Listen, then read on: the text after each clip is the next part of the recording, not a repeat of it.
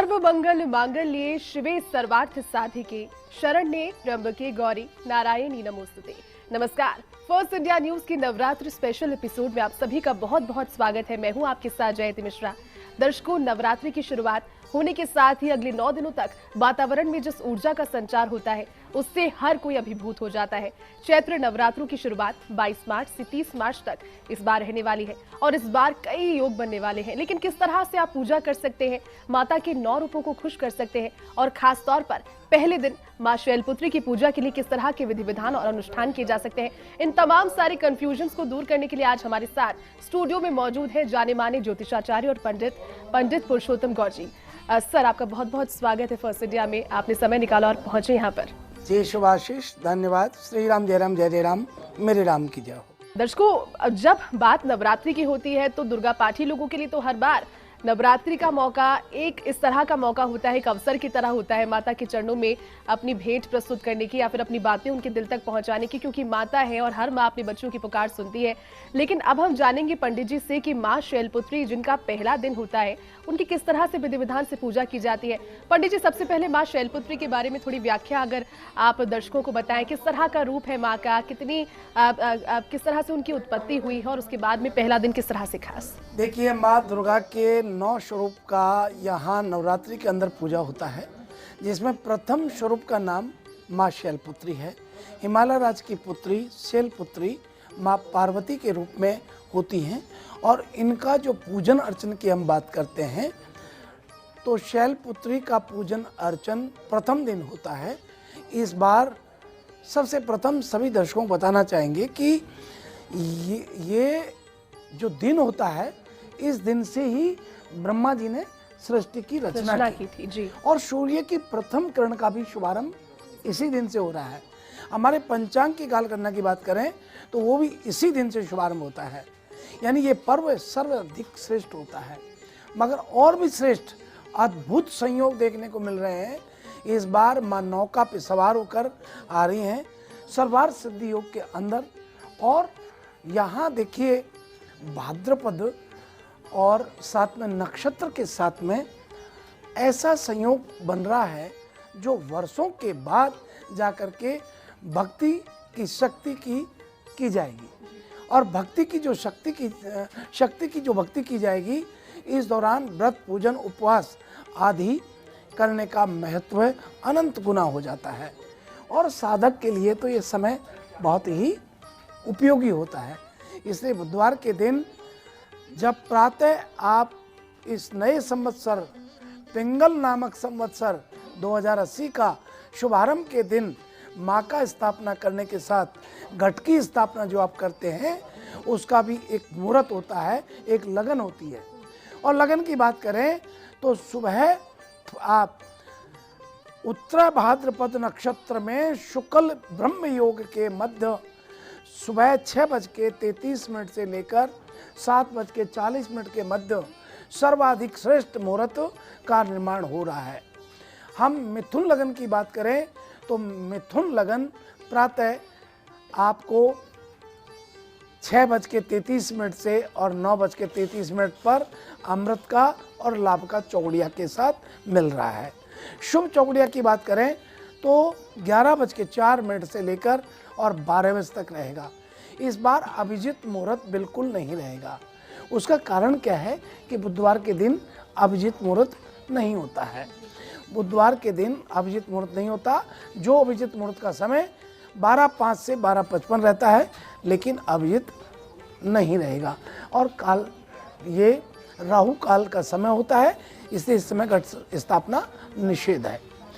इसी के साथ माँ भगवती के स्वरूप की पूजा के साथ साथ लोग नवपरायण रामायण के 9 पाठ भी बिठाते हैं, जिसमें 9 दिन तक नवपरायण के पाठ होते हैं। जो हनुमान उपासक हैं, हनुमान बाहुक के पाठ करते हैं, हनुमान चालीसा के पाठ करते हैं, सुंदरकांड के पाठ करते हैं, वाल्मीकि सुंदरकांड के पाठ करते हैं, वाल्मीकि रामायण के पाठ करते हैं। ये संपूर्ण चीज़ें नवरात्र के दौरान हम पूजा पाठ में लेते हैं। और मेरा मानना है कि ये जो पूजा पाठ का 9 दिन की भक्ति है, इस बार सर्वाधिक श्रेष्ठ रहने वाली है। उसका कारण बुधवार का दिन होना और ये अनेक प्रकार के शुभ संयोग हमको प्राप्त हो रहे हैं। इसी के साथ में माँ भगवती शैलपुत्री, जिनका श्वेत फूल उनको बहुत प्रिय होता है। श्वेत फूल माँ को अति प्रिय होता है। माँ को जब आप स्थापना करते हैं तो सीधे हाथ पर दीपक जला के रखें और शैलपुत्री की पूजा के विधान के दौरान आप सूर्योदय से उठकर के स्नान आदि से निवृत्त होने के बाद साफ सुथरे कपड़े पहन करके माँ को चौकी पाटे पर बिठाएं, गंगा जल से स्नान कराएं और माँ को चुनरी धारण कराएं। फिर फूल माला धारण कराएं। उल्टे हाथ पर पूर्वाभिमुख होकर के आप मिट्टी में जौ मिश्रण करके कलश स्थापित करें। कलश के ऊपर पूर्ण पात्र रखें। पूर्ण पात्र के ऊपर आप श्रीफल रखें। श्रीफल पर लाल कपड़ा और मोली लगा करके आपको रखना होता है। ये घट स्थापना कहलाता है। दीपक दो प्रकार के प्रज्वलित होते हैं। दो प्रकार के दीपक होते हैं। पहला दीपक कर्म साक्षी, जितनी देर आप पूजन पाठ करते हैं तब तक वो दीपक रहे। दूसरा दीपक अखंड ज्योत, जो पूरे 9 दिन तक रहती है। तो 9 दिन तक का दीपक यदि आप जलाते हैं तो फिर वो अखंड दीपक आपको करना होगा। उसकी बहुत ध्यान रखना होता है, बीच में खंडित नहीं होना चाहिए। जी जी। और इसके साथ ही फिर आप संकल्पबद्ध हो कि आपको दुर्गा सप्तशती के पाठ करने हैं, दुर्गा चालीसा के पाठ करने हैं, अर्गला स्तोत्र करना है, या कीलक करना है, या बीज मंत्र का जाप करना है। तो अनेक प्रकार के जो है संकल्प लेकर के और फिर अपना पूजन शुभारंभ करें। जिसमें प्रथम आपका सबसे प्रथम आपका नाम लीजिए, आपके पिता का नाम, आपकी माँ का नाम, आपका गोत्र, आपके स्थान जहाँ पूजा पाठ कर रहे हैं, और उसके बाद माँ की पूजा शुभारंभ करें। माँ शैलपुत्री को सफ़ेद रंग का फूल बहुत प्रिय होता है।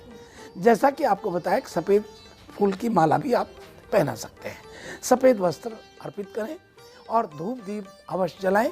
माँ की आरती अवश्य करनी चाहिए और सफ़ेद बर्फी का मिष्ठान के रूप में आप प्रसाद अर्पण करें। खीर बना करके भी माँ को भोग लगा सकते हैं। लोकाचार शिष्टाचार के अनुसार जिन घरों में जोत देखने की परंपरा रही है या रहती चली आ रही है तो आप जोत देखें, अन्यथा माँ को आप भोग लगाने के बाद आरती करें और नियमित रूप से कपूर से आरती करें, क्योंकि कपूर को हम सर्वाधिक श्रेष्ठ मानते हैं और शुद्ध मानते हैं। देखिए, इसी के साथ माँ शैलपुत्री की कथा भी है कि माता शैलपुत्री को सती के नाम से जाना जाता रहा और हमारी पौराणिक कथाओं में राजा दक्ष ने यज्ञ करवाने का फैसला लिया था, तो प्रजापति दक्ष ने उस यज्ञ में देवताओं को निमंत्रण भेजा, लेकिन भगवान शिव को निमंत्रण नहीं दिया। ऐसे में देवी पार्वती को उस समय नहीं बुलाया। तब देवी ये जानती थी कि उनके पिता निमंत्रण जरूर भेजेंगे, लेकिन वो नहीं भेजा। वहाँ यज्ञ में जब नहीं बुलाया गया तो माँ पार्वती को अत्यंत बेचैनी महसूस हुई और महादेव ने उन्हें भी रोक दिया कि आप भी नहीं जाएंगे, और हट करके देवी सती उस यज्ञ में जाने की हट करने लगी। तो फिर वो वहाँ यज्ञ में पहुँच गई और उनका जो आदर प्रेम से जो बातचीत कोई नहीं कर रहा था तो उनको बड़ा ये बुरा लगा, और बुरा लगने पर उनका अपमान महसूस हुआ। राजा दक्ष ने भी भगवान शिव का अपमान इस प्रकार से किया, निमंत्रण नहीं दिया, ये भी अपमान था, और उनका सम्मान, उनकी पत्नी का सम्मान नहीं हो रहा था, वो भी एक अपमान था। ऐसे में आप यहाँ सती और वहाँ यज्ञ में खुद स्वयं कूद गई और स्वाहा के प्राण करके त्याग दिए। भगवान शिव ने जैसे ये सब देखा तो अत्यंत दुखी हुए और दुख और गुस्से की ज्वाला में महादेव जी ने उस यज्ञ को ध्वस्त कर दिया। देवी सती ने पुनः हिमावन यानी पर्वतराज हिमाचल के यहाँ फिर जन्म लिया और शैलपुत्री कहलाई। नवरात्रि में 9 दिन देवियों के बीज मंत्र का जो मंत्र वो भी बताएंगे, लेकिन इस प्रकार से माँ शैलपुत्री की एक सूक्ष्म सी एक कथा है जो सभी लोग आप जानते हैं। एक बात प्राय देखने को मिलती है कि जब हम पूजा पाठ करते हैं, माँ भगवती को प्रसन्न करने का प्रयास करते हैं, उस दौरान माँ भगवती को हम आह्वान करते समय बहुत ही प्रसन्नता से, क्योंकि देखो यहाँ प्रसन्नता का भाव बड़ा होता है। भावे ही देवा वित्ते तस्मात् भावी कारणम जो व्यक्ति भाव से, प्रसन्नता से, उत्सुकता से, तल्लीनता से भगवान के चरणों में अपने आप को समर्पित करता है, वही भगवान को प्रसन्न कर पाता है, उनका आशीर्वाद ले पाता है। कहते भी हैं भगवान सिर्फ भाव के भूखे भाव होते के हैं, और भूखे आगे भी इस पर बात करते रहें क्योंकि बड़ी रोचक जानकारियां पंडित जी हमारे दर्शकों के साथ साझा करें। यहाँ रुक रहे एक छोटे से विराम के लिए, आप बने रहिए फर्स्ट इंडिया के साथ।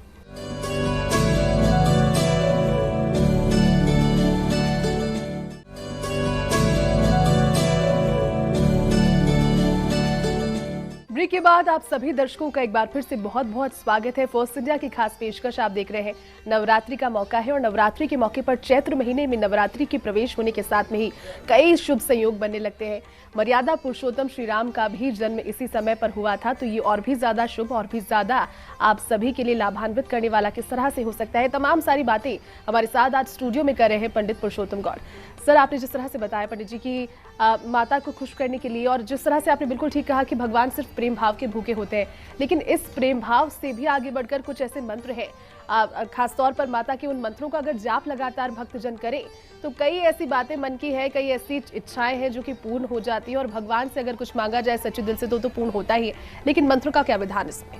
देखिए, मंत्रों का शुभ घड़ी और शुभ लगन में माँ भगवती को जब प्रसन्नता के लिए हम आह्वान करते हैं, और आह्वान के साथ ओम शैलपुत्रे ह्रीं शिवाय नमः, ब्रह्मचारिणी ह्रीं अंबिकाय नमः, ये सभी देवियों का मंत्र है, और जिसमें ये शैलपुत्री का, फिर अंबिका यानी ब्रह्मचारिणी, और तृतीय है चंद्रघंटा ओम ऐं श्रीं शक्त्यै नमः।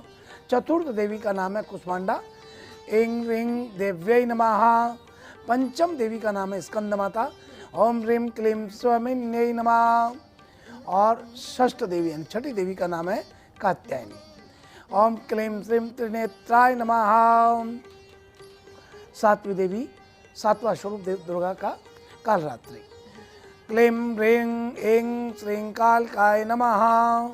और अष्टम यानी आठवें महागौरी श्री क्लीं ह्रीं वरदाय नमः।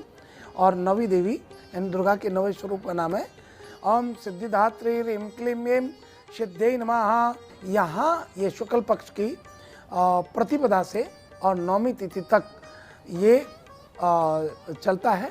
और त्रेता युग में श्री राम ने महाराज दशरथ के पुत्र के रूप में अवतार लिया था, जो चैत्र नवरात्रि के 9 दिन देवी आदि शक्ति के 9 स्वरूपों की पूजा की जाती रही। चैत्र नवरात्रि में 9 दिन तक रामायण के पाठ करने का भी विशेष एक महत्व होता है। और देखिए, मन वांछित फल की प्राप्ति श्री रामचरितमानस से भी होती है जी। रामचरितमानस का जैसे आप जानते हैं कि रामचरितमानस की एक एक चौपाई तंत्र और मंत्र के रूप में काम करती है। ये रामचरितमानस का पाठ इस समय होता है, और लोग अपने धन धान्य वृद्धि के लिए, सुख शांति के लिए, सुख समृद्धि के लिए, इसकी बढ़ोतरी के लिए, अपनी सामर्थ्य वृद्धि के लिए, शत्रु नाश के लिए आदि के लिए ये पूजन पाठ करते हैं, और घट स्थापना और शुभ घड़ी में, शुभ लगन में अपना पूजन पाठ शुरू करते हैं। लेकिन इसमें बहुत सारी बातें हैं, जैसा कि आप जानते हैं कि नवरात्रि में जो पूजा पाठ करते हैं कुंवारी कन्याएं इसलिए करती हैं उन्हें अच्छे वर की प्राप्ति हो, तो उसके लिए भी हम विधान बताएंगे। बच्चों को रोजगार के लिए एक योग्य अलग अलग तरीके के प्रयोग इसमें लोग करते हैं। बिल्कुल पंडित जी, और जिस तरह से आपने कहा कि बहुत एक बड़ी परेशानी होती है आजकल के लोगों को, लगता है कि समय का अभाव है और चाहते भी हैं कि माता का पूजन करें, लेकिन अगर रामायण पाठ में कुछ चौपाइयाँ जिस तरह से आप बता रहे हैं कि अलग अलग परेशानियों से जुड़ी हुई, अलग अलग अपनी इच्छाओं से जुड़ी हुई, अगर उनका पूजन किया जाए उस समय तो और भी ज़्यादा वो फलदायी होता है और भी ज़्यादा। तो कुछ ऐसी समस्याएं जो कि आजकल काफ़ी कॉमन है, भले ही आपने रोज़गार का जिक्र किया हो, बच्चियों की शादी नहीं हो पाने को लेकर माता पिता की चिंता का जिक्र किया हो, या फिर किसी इस तरह के योग का जिक्र किया हो जो कि ग्रह नक्षत्रों के हिसाब से बन रहा हो, तो कुछ अगर दर्शकों को इस बारे में बता पाएँ तो। देखिए, आपने बहुत अच्छा प्रश्न रखा है, और मैं समझता हूँ कि प्रत्येक दर्शकों को ये प्रत्येक चौपाई और प्रत्येक शब्द बहुत ही महत्वपूर्ण से काम आने वाले रहेंगे। नवरात्रि में विशेष तौर पर रामचरितमानस के पाठ जो होते हैं, गोस्वामी तुलसीदास जी द्वारा रचित रामचरितमानस के एक प्रसिद्ध महाकाव्य ही नहीं बल्कि जीवन का मार्गदर्शन करने वाला ये ग्रंथ है। ऐसे में तुलसीदास जी द्वारा जो चौपाइयों का संकलन किया गया, ये संकलन ऐसा है जो एक एक शब्द का महत्व है। इस ग्रंथ की रचना स्वयं भगवान शंकर भगवान के द्वारा की गई, भगवान महेश ने किया, शिव ने किया, और इसी को लेकर के कहा है कि प्रत्येक शब्द का बहुत बड़ा महत्व होता है, और इसी को लेकर के हमको प्रेरणा मिलती है कि हमें क्या और कैसे गोस्वामी तुलसीदास जी की चौपाइयों का लाभ लेना है। हम बताना चाहेंगे कि आप मनुष्य समस्त देह भौतिक चीज़ों से, अपने मन से, आत्मा से नवप्राण जो करते हैं, उनके लिए ये चौपाई बहुत ही उपयोगी रहने वाली है। मनोकामना सिद्धि के लिए देखो, चाहे आप किसी भी कार्य को लेकर के देख लीजिए, मनोकामना सिद्धि के लिए, जीविका की चलाने के लिए भरण पोषण कर ज्यो ही ताकर नाम भरत जस होई, ये रोजगार प्राप्ति के लिए है, विद्या प्राप्ति के लिए है। जेई पर कृपा करहूँ जन जानी, कई कवि उर अजिर न चावै वानी, गुरु ग्रह गए पढ़न रघु राई, अल्प काल विद्या सब आई। ये बहुत छोटी छोटी चीजें हैं, लेकिन बहुत महत्वपूर्ण फल को देने वाली है। मोर सुधारहि सो सब भांति, जासु कृपा नहीं कृपा आघाती। मनोरथ सिद्धि के लिए भी भव भेषज रघुनाथ जसो, सुनई जे नर अर नारी, तिन कर सकल मनोरथ सिद्ध करई त्रसिरार। ये मनोरथ को सिद्ध करने वाली चौपाई है। संपत्ति की प्राप्ति के लिए जे का सकाम नर सुनहि जे गावही, सुख संपत्ति नाना विधि पावही। और कई माता बहन पुत्र की प्राप्ति के लिए भी प्रयत्न करते हैं, उनके लिए चौपाई बहुत महत्वपूर्ण रहने वाली है। और यह है मगन कौशल्या निस दिन जात न जान, सुत सनेय बस माता बाल चरित कर गान। बाल चरित कर गान, बाल चरित्र जो है उसका गान करने से सुपुत्र पुत्र की प्राप्ति होती है। और शत्रु के नाश की बात करें, बयरू न कर काय सन कोई, राम प्रताप विषमता खोई। यात्रा सफलता के लिए भी प्रभस नगर की जे सब काजा, हृदय राख कौशलपुर राजा। और ये चौपाइयाँ बहुत महत्वपूर्ण हैं प्रेम को बढ़ाने के लिए। पति पत्नी में परस्पर प्रेम में कमी है तो आपको इस चौपाई का जाप करते रहना चाहिए। सब नर करहि परस पर प्रीति, चलई स्वधर्म निरत सुति नीति। आपके विचार को शुद्ध करने के लिए भी ताके जुग पद कमल मनाऊं, जासु कृपा निर्मल मन मति पाऊं। हनुमान जी को प्रसन्न करने के लिए भक्त इस नवरात्र के दौरान अनेक अनेक प्रकार के प्रयत्न करते हैं। सुमरी पवन सुत पावन नामू, अपने बस कर राखे रामू। श्री सीताराम जी के दर्शन के लिए नील सरोरु है, नील मणि नील नील धर श्याम, लाजही रतन तना शोभा निर्के कोटि कोटि सत्य काम। ये भगवान श्री राम को प्रसन्न करने के लिए भी है, सहज स्वरूप दर्शन के लिए भगवत की कृपा मिले, और इसके लिए है भगवत बछल प्रभु कृपा निधाना, विश्ववास प्रगटे भगवाना। इसी प्रकार से विघ्न शांति के लिए सकल विघ्न व्यापही, ये मंत्र है। विघ्न की शांति कैसे हो, किसी के घर में विघ्न है तो शांति के लिए क्या किया जाए। विघ्न व्यापही नहीं तो ही, राम सुकृपा बिलो कहीं जेई। एक हनुमान जी का बहुत ही है, जाके सुमरन तेरे पुनासा, नाम शत्रुहन वेद प्रकाशा।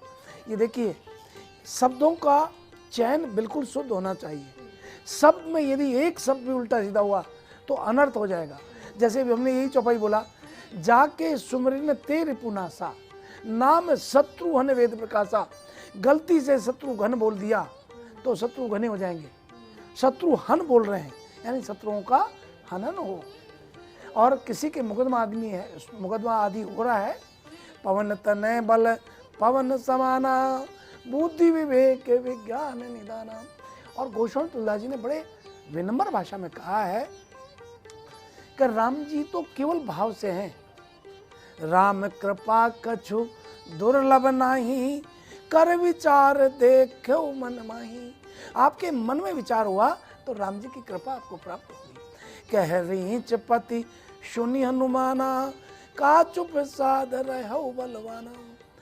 पवन तनय बल पवन समाना, बुद्धि विवेक विज्ञान निदाना।